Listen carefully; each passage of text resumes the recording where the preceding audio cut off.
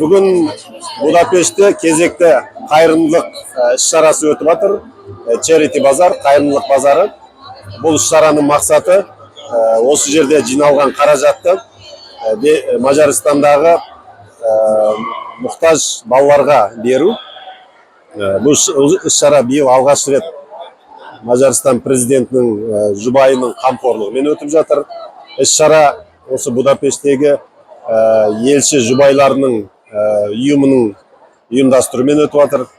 Жалпы бұл іс-шараға 40-тан астам елшілік қатысып жатыр.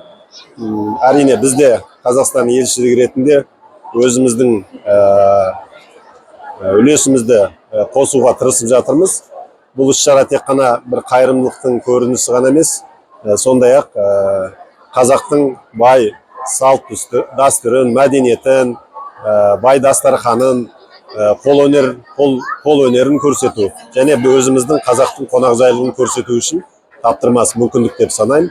Жалпы қазақтың бойына қайырымдылық туа біткен қасиет. Қазақта айтады ғой, қайырымдылық жасасаң өзіңе қайтады дейді.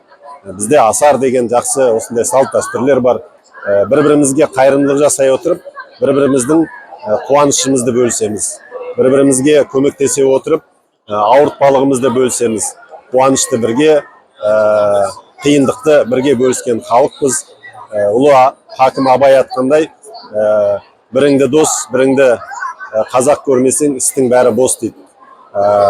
Сондықтан адам баласы болғаннан кейін осындай қайырымдылық қасиеттерді көрсетудің, паш етудің бүгін жақсы бір мүмкіндігі болды деп есептейміз.